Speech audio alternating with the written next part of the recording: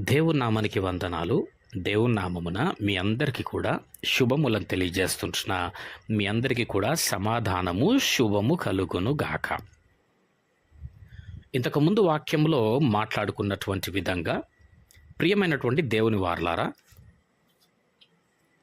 మీ యొక్క జీవితంలో ఎంతో ఆశీర్వాదకరమైనటువంటిది, దీవెనకరమైనటువంటిది, మేలైనటువంటిది, ఏమండి, విలువైనటువంటిది నీ జీవితంలో నీకు అనుగ్రహింపబడి ఉన్నది, నువ్వు పొందుకొని ఉన్నావు.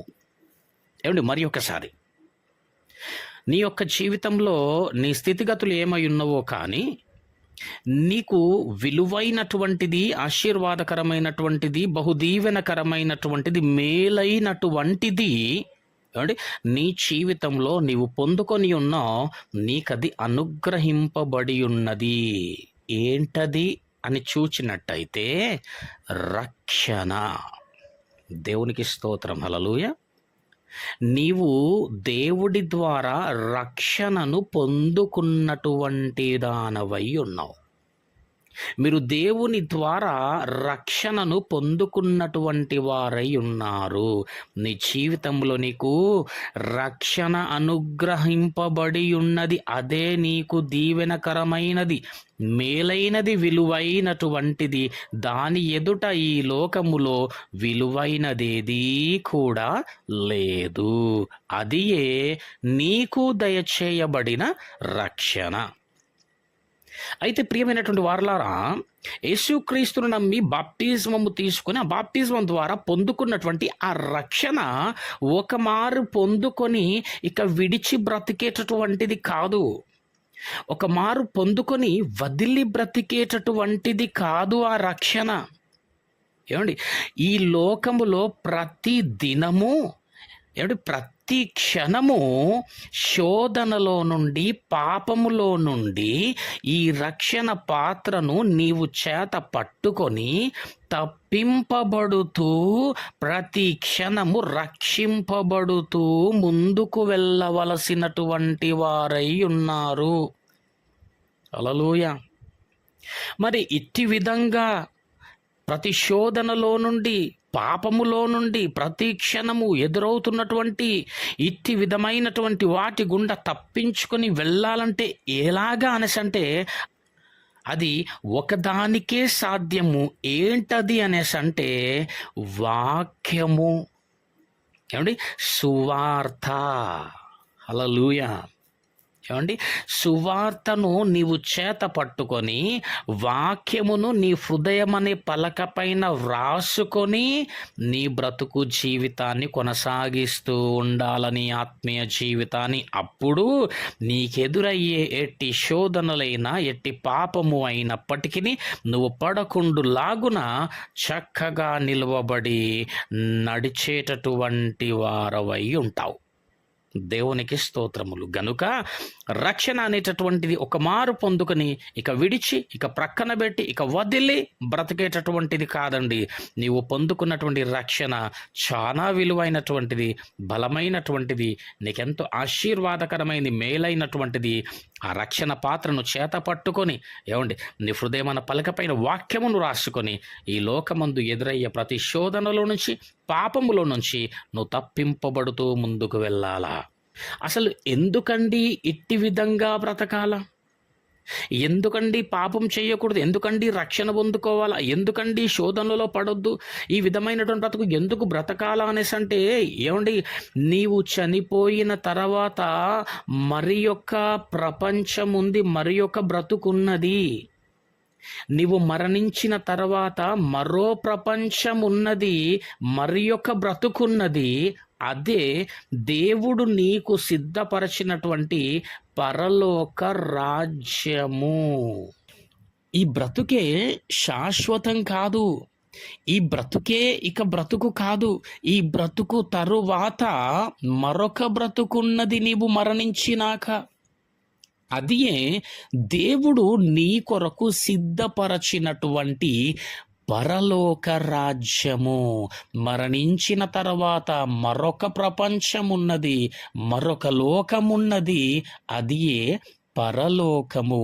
ఆ పరలోకములోనికి నువ్వు ప్రవేశించాలా అనేసి అంటే ఈ లోకములో ఆత్మానుసారమైన జీవితము, వాక్యానుసారమైన జీవితము నీవు జీవించవలెను.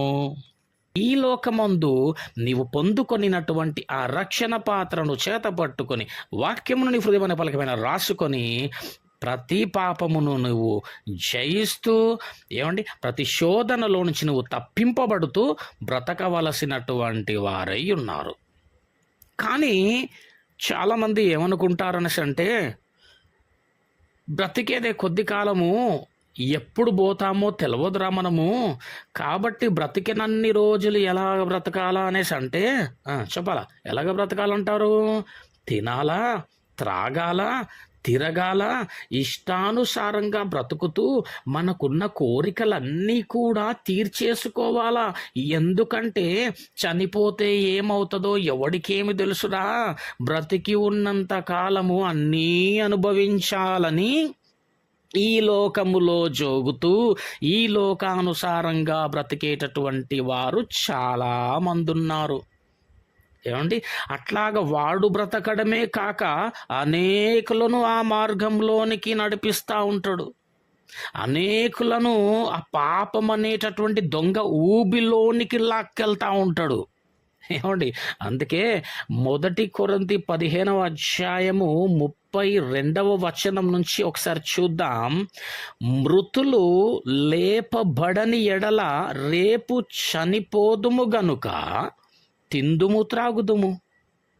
అవునండి, లేదు చనిపోతే లేపబడేటటువంటిది ఉందో లేదో, మళ్ళీ బ్రతుకుతామో లేదో, చనిపోయిన తర్వాత అసలు ఏమవుతుందో ఎవరికేమి తెలుసు అనేటటువంటి పరిస్థితే గనక ఉంటే, అదే నిజమైతే ఇక తిందము త్రాగుదాము రండి. మరి కాదు కదా.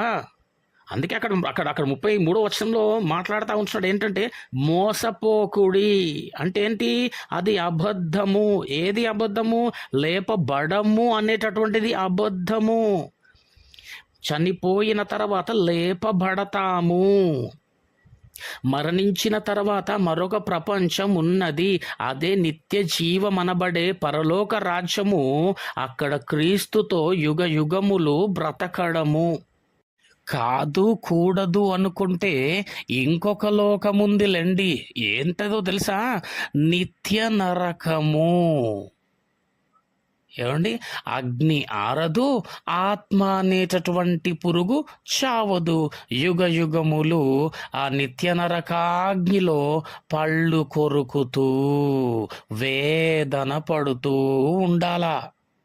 ఏది కావాలో ఇప్పుడు నీవు బ్రతుకుతున్నటువంటి బ్రతుకులోనే తేల్చుకోవాలా.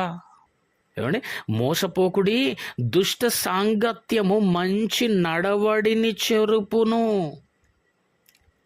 అంటే ఎవరైతే చనిపోయిన తర్వాత ఏముంటాదో లేదో, బ్రతికినంత కాలము అన్ని చెయ్యాలా, కోరికలు తీర్చుకోవాలా, ఇష్టానుసారంగా బ్రతకాలా అనేటటువంటి వారు ఎవరైతే ఉన్నారో వారు దుష్ట సంబంధితులు అని అర్థం.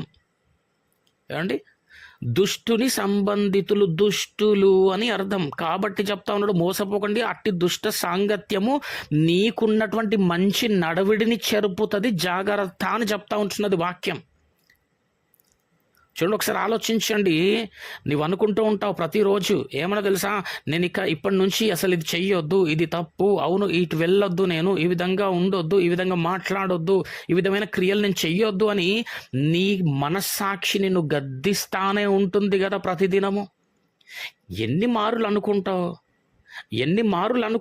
అరే ఈ రోజు నుంచి నేను ఇట్లుంటా, ఈ రోజు నుంచి ఇంకా నేను త్రాగను, లేదా ఈ రోజు నుంచి నేను ఇటు విధమైనటువంటి చూడను, లేదా ఈ రోజు నుంచి ఇటు విధమైన మార్గంలో నేను నడవనని ఎన్ని మారులు అనుకుంటావు, అయినా పడిపోతున్నావు. అంటే గల కారణం ఏంటో తెలుసా? నీ చుట్టూ దుష్ట సాంగత్యమున్నదేమో గమనించు.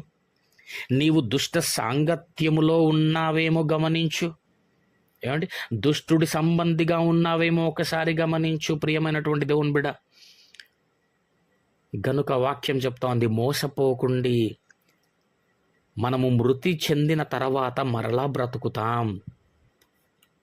ఆ బ్రతుకు నిత్యము క్రీస్తుతో బ్రతకాల అనేసంటే నువ్వు ఈ లోకమందు రక్షణ పాత్రను చేత పట్టుకొని తుదమట్టుకు దాన్ని కాపాడుకునేటటువంటి వాడవై దానవై ఉండాలా. 34వ వచనంలో నీతి ప్రవర్తన గలవారై మేల్కొని, నీ ప్రవర్తన ఎట్లుండాలా? నీతి ప్రవర్తన ఉండాల, దుష్ట ప్రవర్తన ఉండకూడదు కదా. నీతి ప్రవర్తన గలవారై మేల్కొని పాపము చేయకుడి. ఏమండి అంటే ఎప్పుడు పాపం చేయము? మేల్కొనిన ఎడల కదా, నిద్రించిన ఎడల కాదు. నీవు ఆత్మలో మేలుకొని ఉండాలా. ఏమండి నీతి ప్రవర్తన గలవారై ఉండాలా. అట్టి విధంగా నీతి ప్రవర్తన గలవారై మేలుకొని పాపము చేయకుడి. దేవుని గూర్చిన జ్ఞానము కొందరికి లేదు, అందుకే అట్టి విధంగా మాట్లాడుతుంటారు. ఏమని? ఏమి కాదులే, పర్వాలేదులే, ఒక్కసారేలే, ఏమవుతుందిలే, చనిపోయిన తర్వాత ఇంకా ఏముంటుందిలే, ఏముంటుందో ఉండదోలే, కాబట్టి ఎప్పుడు చేస్తామో తెలియదు, కాబట్టి చచ్చేలోపు ఇక మనం అనుకున్నటువంటి కార్యములు, నీచమైన కార్యములన్నీ కూడా, కోరికలన్నీ కూడా తీర్చుకొనాలి అని ఎవరు అనుకుంటారు అనేసి అంటే దేవుని గూర్చిన జ్ఞానము లేనివారు. దేవుని నామానికి స్తోత్రములు. మీకు సిగ్గు కలుగుటకై ఇట్లు చెప్పుచున్నాను. ఏమంటే గద్దిస్తూ మాట్లాడుతూ ఉంటున్నాడు, సరిచేయడానికి మాట్లాడుతూ ఉంటున్నాడు. గనుక ప్రియమైనటువంటి వారలారా, మరి ఒకసారి జ్ఞాపకం చేసుకొనాలా, దేవుడి ద్వారా మనము రక్షణ పొందినటువంటి వారము. ఆ రక్షణను ఎప్పుడు కూడా మర్చిపోవద్దు. ఆ రక్షణ పాత్రను ఎప్పుడూ చేతబట్టుకోవాలా. నీ హృదయమనే పలకపైన వాక్యమును రాసుకోనాలా, వాక్యము నీ హృదయమనే పలకపైన రాయబడాలా అనేసి అంటే నీవు అనుదినము వాక్యమును చదువుతూ ఉండాలా. చదవడమే కాదు, చదివిన వాక్య ప్రకారంగా బ్రతికేటటువంటి వారమై ఉండాలా. అట్టి విధంగా బ్రతుకుచు మన మనస్సున ఎప్పుడు ఒకటి మెదులుతుండాలి. ఏంటి అనేసి అంటే ఎప్పుడు మరణిస్తామో తెలియదు. అంతేనండి. యాకోబులో అది చెప్తాడు కదా దేవుడు. ఏమని చెప్తాడు? మీరు కొంతసేపు కనబడి అంతలోనే మాయమైపోయే ఆవిరి లాంటి వారు. గనుక ఆ మాటను ప్రతి ఉదయకాలంన మనము ప్రతి క్షణమున మన జ్ఞాపకం చేసుకుంటూ ముందుకు వెళ్ళాలా. ఎప్పుడు మరణిస్తానో తెలియదు, కానీ ఒకవేళ నేను ఈ దినమున మరణిస్తే గనక నాకు మరో ప్రపంచం ఉన్నది. ఒకవేళ నేను ఈ దినముని లోకమును విడిచిపెడితే గనక దేవుడు మరొక లోకమును నా కొరకు సిద్ధపరిచి పెట్టినది పరలోకము. ఆ పరలోక రాజ్య వారసత్వము, ఆ పరలోక రాజ్యంలో నేను ప్రవేశించాలా అనేసి అంటే నేను ఇదిగో ఈ బ్రతుకుతున్నటువంటి కాలంలో పొందిన రక్షణను కాపాడుకునేటటువంటి వాడన్నై ఉండాలి కదా నేను అనేటటువంటి చక్కటి జ్ఞానము, దేవుని గురించినటువంటి జ్ఞానము కలిగి ఉండాలి. కానీ అట్టి జ్ఞానము కొందరికి లేదు అని చెప్తా ఉంటున్నాడు. అట్టి లేని వారితోనూ సాంగత్యము చేయొద్దు. అట్టి సాంగత్యము నీ మంచి నడవడిని, నీ మంచి మనసును, నీ మంచి ఆలోచనలను, నీ మంచి ప్రవర్తనను చెరిపేస్తుందండి. గనుక నిన్ను ఒకసారి జ్ఞాపకం చేసుకొని నీ యొక్క సాంగత్యము, నీ సహవాసము దేవుడితో ఉండులాగున సరిచేసుకొని బ్రతికినట్టయితే దేవుడు నిన్ను దీవిస్తాడు, దేవుడు నిన్ను ఆశీర్వదిస్తాడు, దేవుడు నీకు తోడుగా ఉంటాడు. ఇట్టి కృప దేవుడు నీకు దయచేయును గాక. ఆమెన్.